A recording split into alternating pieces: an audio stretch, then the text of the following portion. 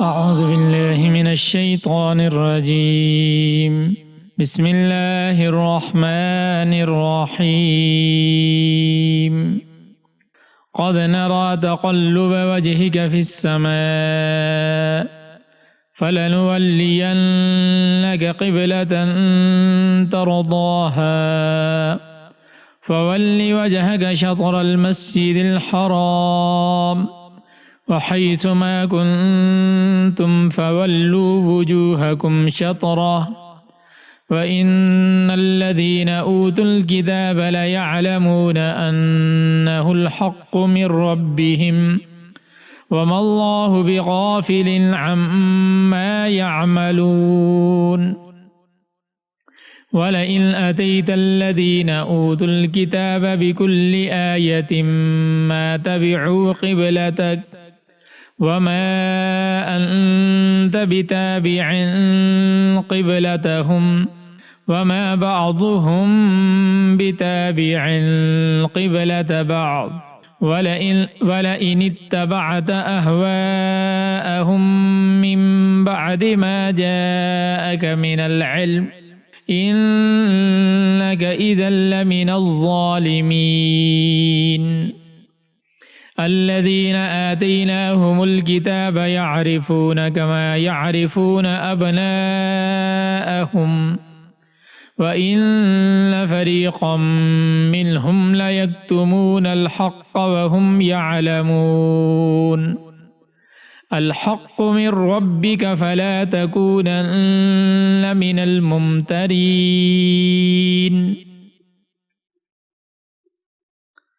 اے پیغمبر، ہم تمہارے چہرے کو بار بار آسمان کی طرف اٹھتے ہوئے دیکھ رہے ہیں، چنانچہ ہم تمہارا رخ ضرور اس قبلے کی طرف پھیر دیں گے جو تمہیں پسند ہے۔ لو اب اپنا رخ مسجد حرام کی سمت کر لو، اور آئندہ جہاں کہیں تم ہو اپنے چہروں کا رخ نماز پڑھتے ہوئے اسی کی طرف رکھا کرو۔ اور جن لوگوں کو کتاب دی گئی ہے وہ خوب جانتے ہیں کہ یہی حق بات ہے جو ان کے پروردگار کی طرف سے آئی ہے، اور جو کچھ یہ کر رہے ہیں اللہ اس سے غافل نہیں ہے۔ اور جن لوگوں کو کتاب دی گئی تھی اگر تم ان کے پاس ہر قسم کی نشانیاں لے آؤ تب بھی یہ تمہارے قبلے کی پیروی نہیں کریں گے، اور نہ تم ان کے قبلے پر عمل کرنے والے ہو نہ یہ ایک دوسرے کے قبلے پر عمل کرنے والے ہیں۔ اور جو علم تمہارے پاس آ چکا ہے اس کے بعد اگر کہیں تم نے ان کی خواہشات کی پیروی کر لی تو اس صورت میں یقیناً تمہارا شمار ظالموں میں ہوگا۔ جن لوگوں کو ہم نے کتاب دی ہے وہ اس کو اتنی اچھی طرح پہچانتے ہیں جیسے اپنے بیٹوں کو پہچانتے ہیں، اور یقین جانو کہ ان میں سے کچھ لوگوں نے حق کو جان بوجھ کر چھپا رکھا ہے، اور حق وہی ہے جو تمہارے پروردگار کی طرف سے آیا ہے، لہذا شک کرنے والوں میں ہرگز شامل نہ ہو جانا۔ اب یہاں پر بیت المقدس کی بجائے بیت اللہ شریف کو قبلہ مقرر کرنے کی ایک وجہ تو پہلے بیان ہو چکی ہے کہ اللہ تبارک و تعالی امتحان لے کر ظاہر کرنا چاہتا تھا کہ کون اللہ کے رسول کا اتباع کرتا ہے اور کون ہے جو تعصب اور عناد پر جمع رہتا ہے۔ چنانچہ یہی ہوا کہ اہل کتاب یہود و نصارہ اپنی ہٹ درمی پر قائم رہے، اور جو سچے ماننے والے تھے صحابہ اکرام رضوان اللہ علیہم اجمعین انہوں نے اتباع کر لی۔ اب یہاں پر بیت اللہ شریف کو قبلہ مقرر کرنے کی دوسری وجہ اللہ تبارک و تعالی نے بیان فرمائی ہے۔ فرمایا قد نرى تقلب وجهك في السماء، کہ تحقیق ہم آپ کے چہرے کا بار بار آسمان کی طرف اٹھنا دیکھتے ہیں۔ ہجرت مدینہ کے بعد اگرچہ حضور نبی کریم صلی اللہ علیہ وسلم بیت المقدس کی طرف ہی منہ کر کے نماز پڑھتے تھے، مگر آپ کی دلی خواہش یہ تھی کہ بیت اللہ شریف قبلہ مقرر ہو جائے۔ چنانچہ تبدیلی قبلہ کے حکم کے لیے وحی کا انتظار کرتے تھے اور اپنا چہرہ مبارک آسمان کی طرف اٹھاتے تھے، جیسے جب کسی آدمی کو کسی چیز کا انتظار ہوتا ہے تو بار بار اس چیز کی طرف دیکھتا ہے۔ اور آپ صلی اللہ علیہ وسلم کا یعنی کعبہ کو قبلہ بنانے کا جو اشتیاق اور جو شوق تھا، اس کی کئی وجوہات ہیں۔ مثلا اس میں سے ایک وجہ یہ بھی تھی کہ قبائل جو عرب تھے، عرب کے جو قبائل تھے، وہ چونکہ ملت ابراہیمی کو کم از کم زبان سے مانتے تھے، دعویٰ تھا ان کا کہ ہم ملت ابراہیمی کی پیروی کرنے والے ہیں، اور کعبہ کے قبلہ ہو جانے سے ان کے اسلام کی طرف مائل ہو جانے کی توقع تھی۔ اور جو اس سے پہلے بیت المقدس جو قبلہ تھا تو اس میں یہود و نصارہ کی موافقت کی جو توقع کی جا سکتی تھی وہ 16-17 مہینے قبلہ ہونے کے بعد واضح ہو چکی تھی کہ یہود مدینہ منورہ کو اس کی وجہ سے کوئی اسلام سے قرب کی بجائے بعد اور دوری ہی بڑی ہے، وہ اسلام کے قریب نہیں آئی۔ اور اسی طرح اس کی ایک وجہ یہ بھی بیان کی گئی کہ چونکہ نبی کریم صلی اللہ علیہ وسلم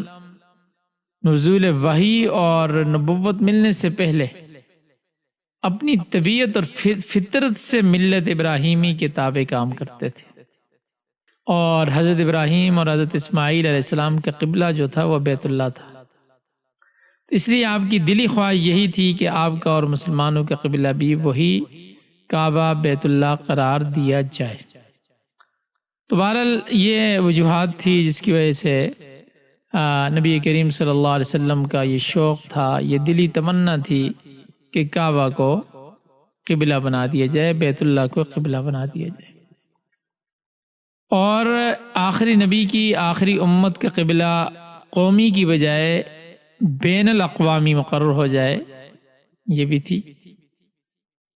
اور مسلمانوں کو اسی قبلہ بیت اللہ شریف کی طرف منہ کر کے نماز پڑھنے کا حکم ہوا جو حضرت ابراہیم علیہ السلام نے تعمیر کیا تھا۔ تو اس کے بارے میں اللہ تبارک و تعالی نے فرمایا کہ اللہ نے آپ کی خواہش کو شرف قبولیت بخشا اور قبلہ کی تبدیلی کا حکم نازل فرمایا۔ فَلَنُوَلِّيَنَّكَ قِبْلَةً تَرْضَاهَا، اب ہم آپ کو اس قبلے کا والی بنا دیں گے جس کو آپ پسند کرتے ہیں۔ لہذا یہ حکم ہوا کہ فولی، اب پھیر دیں وجہ کا اپنا چہرہ شطر المسجد الحرام، مسجد حرام کی طرف پھیر دیں۔ وَحَيْثُ مَا كُنْتُمْ وُجُوهَكُمْ شَطْرًا، اور آپ لوگ جہاں بھی ہوں اپنے چہروں کو اسی طرف پھیر دیں۔ دیکھیں اس سے پہلے یہ بات ہو چکی ہے کہ چونکہ اللہ تبارک و تعالی کے اعتبار سے تو ساری سمتیں، ساری جہتیں ساری برابر ہیں، مشرق مغرب شمال جنوب سب برابر ہیں، اور اللہ نے فرمایا قل للہ المشرق والمغرب، لیکن اس امت کی مصلحت کے لیے اور حکمت کے تقاضے کی وجہ سے کسی ایک سمت کو، کسی ایک جہت کو تمام دنیا میں پھیلے ہوئے مسلمانوں کے لیے قبلہ بنا کر سب میں ایک دینی وحدت کا عملی مظاہرہ چونکہ مقصود تھا، اور تو اس کے لیے رسول اللہ صلی اللہ علیہ وسلم کی تمنا کے مطابق کعبہ کو قبلہ بنانا تجویز کر لیا گیا۔ لیکن یہاں پر یہ نہیں فرمایا کہ فول وجہک الی الکعبۃ، بلکہ کیا فرمایا شطر المسجد الحرام۔ اس سے کئی مسائل نکلتے ہیں۔ اس میں ایک تو یہ ہے کہ دیکھیں، اگرچہ اصل قبلہ بیت اللہ ہے جس کو کعبہ کہا جاتا ہے، لیکن ظاہر سی بات ہے کہ اصل بیت اللہ کا استقبال کرنا، اس کا رخ کرنا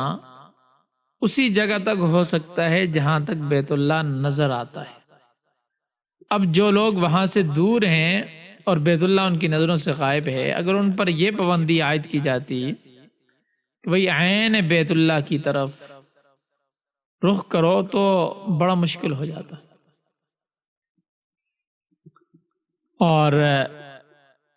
جبکہ اللہ تبارک و تعالی نے شریعت محمدیہ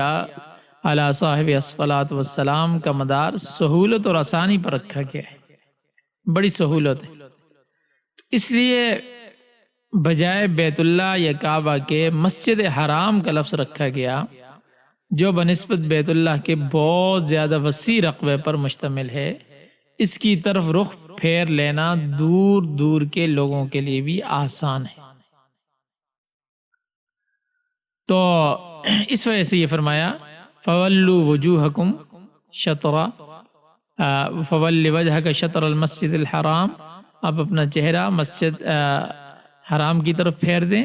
اور فرمایا وحیث ما کنتم فولوا وجوہکم شطر، آپ لوگ جہاں بھی ہوں اپنے چہروں کو اسی کی طرف پھیر دیں۔ اس میں ایک مسئلہ یہ بھی سمجھ لیں کہ جس طرح بدن، کپڑا اور مکان کی طہارت نماز کی شرائط میں سے ہے، اسی طرح استقبال قبلہ،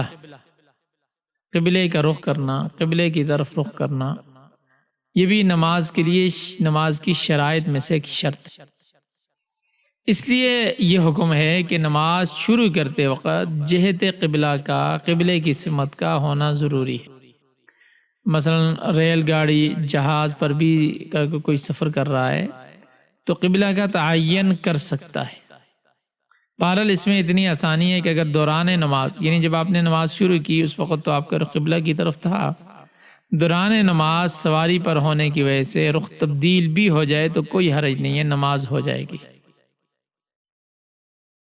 اور پھر اسی طرح جہاں قبلہ کا تعین ممکن نہ ہو، یعنی کوئی بتانے والا بھی نہ ہو، رات کا وقت ہو، آسمان پر بادل ہوں، یعنی کوئی بھی ایسی ہو کہ جس کے ذریعے کوئی بھی ایسی چیز نہ ہو جس کے ذریعے معلوم کیا جا سکے قبلہ کیسا ہے، تو وہاں پر پھر تحری کا حکم ہے۔ تحری یعنی اپنی طرف سے استقبال قبلہ کی پوری کوشش کرے اور نماز شروع کر لے۔ پھر اس طرح سے متعین کیا ہوا رخ غلط بھی ہوگا تو نماز درست ہو جائے گی، کیونکہ یہ نمازی کے اختیار سے باہر تھا۔ اب استقبال قبلہ کے بیان کے بعد اللہ تبارک و تعالی نے اہل کتاب کی ہٹ درمی کا ذکر کیا ہے کہ یہ لوگ ایمان کی مخالفت، ایمان والوں کی مخالفت، اللہ کے رسول کی مخالفت، قرآن کی مخالفت صرف محض مخالفت کی بنا پر کرتے ہیں، ضد، تعصب اور عناد کی بنا پر کرتے ہیں، ورنہ حق ان پر واضح ہو چکا ہے۔ فرمایا کہ وَإِنَّ الَّذِينَ أُوتُوا الْكِتَابَ، اور وہ لوگ جن کو کتاب دی گئی، لَيَعْلَمُونَ أَنَّهُ الْحَقُّ مِنْ رَبِّهِمْ، وہ جانتے ہیں کہ یہ حق ہے ان کے رب کی طرف سے، یہ ان کے رب کی طرف سے حق ہے، مگر جان بوجھ کر مخالفت کر رہے ہیں۔ انہیں علم ہے کہ ان کی کتابوں کے مطابق بیت اللہ شریف کی جہت بالکل درست ہے، اور انہیں یہ بات بھی معلوم ہے کہ نبی آخر الزمان کا قبلہ یہی ہے، اس کے باوجود چونکہ ضد ہے، تعصب ہے، عناد ہے، تو اس وجہ سے وہ مخالفت پر کمر بستہ ہیں۔ تو فرمایا کہ وَمَا اللَّهُ بِغَافِلٍ عَمَّا يَعْمَلُونَ، اللہ تعالیٰ ان کے اعمال سے غافل نہیں بلکہ ان کی ایک ایک حرکت کو خوب جانتا ہے۔ اور فرمایا کہ اے نبی کریم صلی اللہ علیہ وسلم وَلَئِنْ أَتَيْتَ الَّذِينَ أُوتُوا الْكِتَابَ بِكُلِّ آیَةٍ، اگر آپ اہل کتاب کے پاس ہر قسم کی نشانیاں بھی لے آئیں اور دلائل کے ساتھ ثابت کر دیں کہ بیت اللہ شریف ہی صحیح قبلہ ہے، مَا تَبِعُوا قِبْلَتَكَ، پھر بھی یہ لوگ آپ کے قبلے کو تسلیم نہیں کریں گے۔ حالانکہ یہ چیز انجیل میں بھی موجود ہے کہ جب مسیح علیہ السلام آسمان کی طرف اٹھائے جا رہے تھے تو اس سے کچھ عرصہ پہلے آپ نے فرمایا کہ بھائی میں تمہاری طرف اپنے خداوندہ کی جانب سے اس موعود کو بھیجتا ہوں جس کا وعدہ کیا گیا ہے، مگر اے لوگو جب تک تمہیں عالم بالا سے قوت حاصل نہ ہو جائے تم یروشلم میں ہی ٹھہرنا، اور یعنی تمہارا قبلہ یہی ہوگا، پھر جب تمہیں قوت حاصل ہو جائے گی تمہارا قبلہ بھی تبدیل ہو جائے گا۔ تو یہ چیزیں، یہ میں نے عبارت جو پڑھی انجیل کی، تو یعنی یہ بتانے کے لیے یہ چیزیں انجیل تورات میں واضح طور پر موجود، لیکن جہاں ضد آ جائے، جہاں تعصب آ جائے، جہاں مخالفت آ جائے، تو پھر وہاں کوئی دلیل، کوئی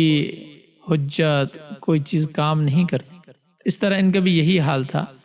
تو اس وجہ سے اللہ تبارک و تعالی نے یہ بات بیان فرمائی کہ یہ آپ کے قبلے کی طرف،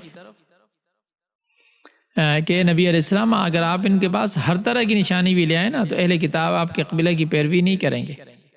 اور ان میں سے یہود و نصارہ میں سے ہر ایک کا الگ الگ قبلہ ہے، ہر ایک کا الگ الگ قبلہ ہے، یہ آپس میں ایک دوسرے کے قبلے کو بھی تسلیم کرنے کے لیے تیار نہیں۔ یہودیوں کا قبلہ بیت المقدس ہے، اور نصارہ کا جو قبلہ تھا وہ صخرہ، جو پتھر ہے بیت المقدس میں، اس کی طرف رخ کرتے ہیں، اور ہر ایک اپنے اپنے قبلے پر مگن ہے۔ تو یہ لوگ اس قدر تعصب میں مبتلا ہیں۔ فرمایا کہ جس طرح یہ لوگ آپ کے قبلے کا اتباع کرنے کے لیے تیار نہیں ہیں، اسی طرح وما انت بتابع قبلتہم، آپ بھی ان کے قبلے کی پیروی کرنے والے نہیں، کیونکہ جب تک اللہ کا حکم تھا آپ اس طرف رخ کرتے رہے، جب اب اللہ تبارک و تعالیٰ کا دوسرا حکم آ گیا تو آپ نے اس کے سامنے سر تسلیم خرم کر لیا اور بیت اللہ شریف کی طرف کر لیا۔ اور یہ والی بات کہ وما انت بتابع قبلتہم اس وجہ سے بھی فرمائی کہ یہ اہل کتاب یہ بھی کہتے تھے کہ مسلمانوں کا کوئی ایک قبلہ نہیں ہے، یہ کسی ایک طرف ٹکتے نہیں ہیں، کبھی کدھر کبھی کدھر، کبھی کس طرف رخ کرتے ہیں کبھی کس طرف۔ تو اللہ نے بتا دیا کہ اب قیامت تک کے لیے یہی قبلہ ہے، وما انت بتابع قبلتہم، آپ بھی ان کے قبلے کی پیروی کرنے والے نہیں ہیں، یعنی اب قیامت تک آپ کا قبلہ یہی رہے گا۔ اور فرمایا کہ ان کا اپنا حال یہ ہے کہ وما بعضهم بتابع قبلۃ بعض، اور وہ بھی بعض کے قبلے کی پیروی نہیں کریں گے، ایک دوسرے کے قبلے کو ماننے کے لیے بھی تیار نہیں۔ وَلَئِنِ اتَّبَعْتَ أَهْوَاءَهُمْ، اور اگر آپ نے ان کی خواہشات کی پیروی کی، مِن بَعْدِ مَا جَاءَكَ مِنَ الْعِلْمِ، بعد اس کے کہ آپ کے پاس قطعی علم، یقینی علم آ چکا ہے، إِنَّكَ إِذًا لَّمِنَ الظَّالِمِينَ، تو پھر آپ ناانصافوں میں سے ہوں گے۔ یعنی اگر آپ نے لوگوں کو راضی کرنے کے لیے ان کی بات مان لی، بعد اس کے کہ آپ کے پاس تو یقینی علم، قطعی علم، یقینی بات آ چکی ہے، تو پھر یہ آپ کے لیے بڑی ناانصافی کی بات ہوگی۔ یہ اصل میں نبی کریم صلی اللہ علیہ وسلم کو مخاطب کر کے یہ بات بیان فرمائی۔ ظاہر سی بات ہے آپ سے تو ایسی بات قطعاً ممکن ہی نہیں تھی، تو بتا دیا کہ اصول سب کے لیے ہے کہ جب نبی کو یہ بات کی جا رہی ہے کہ بھائی جب اللہ کا حکم آ جائے تو پھر اگر انسان کسی کے لیے یا اپنی نفسانی خواہشات کے لیے کرتا ہے، تو نبی کو جب ایسی بات کی جا رہی ہے تو پھر عام آدمی کی کیا حالت ہوگی۔ اس وجہ سے جب اللہ کا حکم آ گیا،